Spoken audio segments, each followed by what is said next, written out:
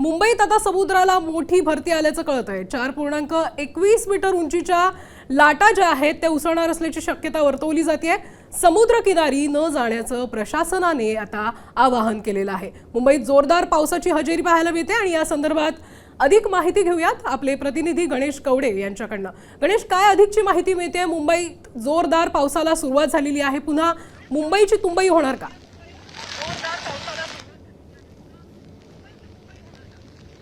नक्कीच मुंबईमध्ये आहे ते मुसळधार पावसाला सुरुवात झालेली आहे। समुद्राच्या लाटा देखील आहे त्या मोठ्या प्रमाणामध्ये उसळत असल्याचं पाहायला मिळतं, कारण की भरती असल्यामुळे समुद्र किनाऱ्याचा सर्वच परिसर आहे तो पोलिसांकडून आहे तो रिकामा केलेला पाहायला मिळतोय।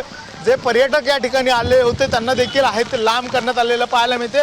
मोठ्या प्रमाणामध्ये आहे ते हवा सुटलेली समुद्र किनारी पाहायला मिळते। त्याचबरोबर समुद्राच्या लाटा देखील आहेत त्या उसळत आहेत। एकीकडे पर्यटक देखील आहेत ते समुद्र किनारी आनंद घेण्यासाठी खरं तर पावसाचा आलेले आहेत। मात्र या ठिकाणी पोलीस प्रशासनाकडून सर्व मरीन ड्राईव्ह परिसर आहे तो रिकामा केलेला पाहायला मिळतोय, कारण की भरतीची वेळ आहे आणि त्यामुळे सगळ्या पर्यटक जे आलेले आहेत आणि या सगळ्या पर्यटकांना आहे ते पोलिसांकडून सतर्कतेचा इशारा म्हणून आहे ते बाजूला केलेला आहे। मुंबई, रायगड, ठाणे या सगळ्या भागामध्ये आहे ते मुसळधार पाऊस असल्याचं देखील हवामान विभागाच्या वतीने सांगितलेलं आहे आणि त्याच पद्धतीने मुंबईमध्ये हा मुसळधार पाऊस आणि हवेचा वेग आहे तो जास्त असल्याचं सध्या दिसून येत आहे।